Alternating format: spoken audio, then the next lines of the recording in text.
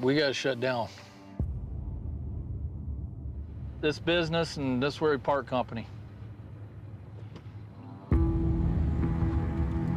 Everyone sees Parker Schnabel as the golden boy of Gold Rush. Young, confident, and always one step ahead of everyone else on the claim. But what most viewers never realized is that one single deal nearly wiped everything out at the height of his early success. Parker wasn't just mining gold.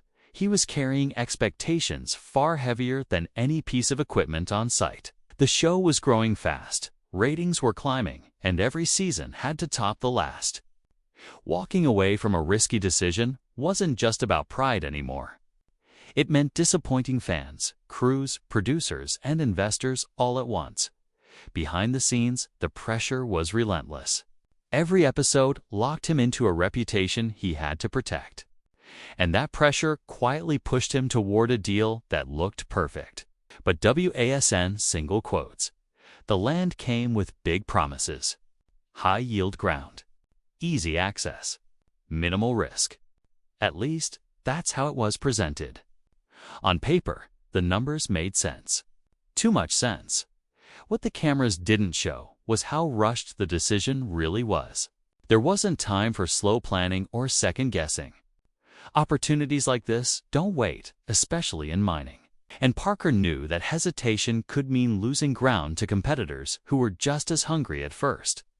Everything seemed to fall into place. The equipment rolled in. The crew got to work. Optimism was high, and the season looked like it was shaping up to be another win. But then the problems started creeping in. Small at first. Easy to ignore. Machines didn't run as efficiently as expected. Breakdowns became more frequent, and the ground itself wasn't behaving the way it was supposed to. Every delay meant money slipping away. Fuel costs, repairs, payroll, expenses that don't stop just. Because gold isn't coming out of the sluice boxes, and then came the surprises that never made it to air. Fees that weren't clearly outlined. Logistics problems that were brushed off during negotiations. And sudden limitations that made certain areas impossible to mine. As the weeks passed, the optimism faded. Parker wasn't just fighting the ground anymore. He was fighting the deal itself. Tensions within the crew started rising. Morale dropped as long days produced disappointing results. Decisions that once felt automatic now sparked arguments and doubt. Some crew members questioned the land. Others questioned the plan. And a few quietly questioned Parker himself. That's when the real danger set in. Not physical danger, financial collapse. Unlike what viewers might assume, there's no unlimited Discovery Channel safety net. If the season fails, the losses are real. And Parker was staring down numbers that could have set him back years. Walking away wasn't simple. Contracts tied him to commitments he couldn't easily escape. Backing out would mean massive losses, damaged relationships, and a public failure that would follow him forever. But staying meant something even worse. It meant pouring more money into a situation that might never turn around. This was the moment where Parker nearly broke. Not emotionally on camera, but quietly, behind closed doors, running numbers no one else ever saw. Sleep became harder. Decisions weighed heavier. And the confidence fans were used to seeing began cracking under the surface. Then came the turning point. A moment most viewers completely missed. Parker made a choice that went against everything he was known for. He stopped chasing big numbers. He stopped gambling on promises. And instead, he shifted into survival mode. Operations were scaled back. Risky areas were abandoned. Costs were cut wherever possible. And instead of pushing harder, Parker pulled back something he'd almost never done before. That decision likely saved his career. Short term, it hurt. Gold totals dropped. The season didn't look as impressive on paper, and critics were quick to question his leadership. But long term, it changed everything. From that point forward, Parker became a different kind of miner. More cautious. More analytical. Less willing to trust handshake deals or optimistic projections.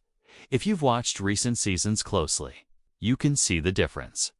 the calculated moves, the controlled risks, the way he questions everything before committing. That near disaster became his most valuable lesson. Fans see the gold totals. They see the success. They see the calm confidence. What they don't see is the memory of that deal, the one that nearly ended it all. The one that taught Parker Schnabel that in gold mining, the most dangerous thing isn't the ground. It's believing a deal is safe. And that's the truth behind Parker's rise. Not just success, but survival. What made this situation even more dangerous was the timing. Parker wasn't just risking one bad season. He was risking his momentum.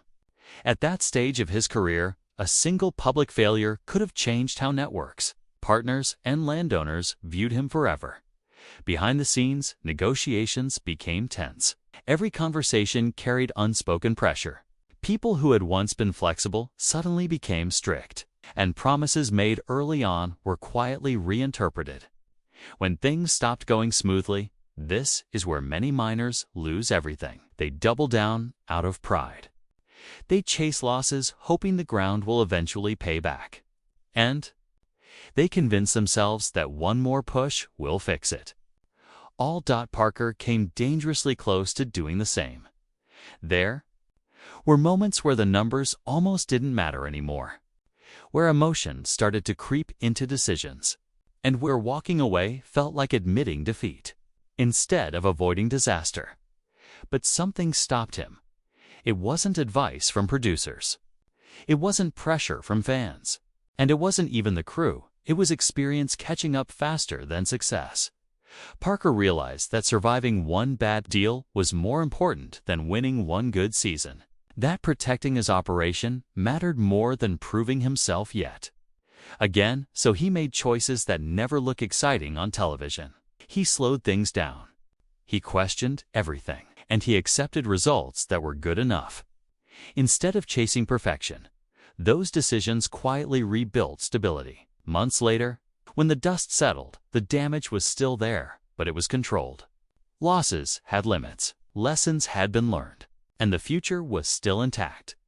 That's why in later seasons, Parker seems almost cautious compared to his younger self. That edge didn't disappear. It matured. Every time he walks a new claim, you can see it. The hesitation before committing, the detailed planning, the refusal to rely on optimism alone. That failed deal became the invisible line he never crosses again. And while fans debate gold totals and rankings, the real victory was something far less visible. Parker walked away with his career still standing, something many miners never managed to do.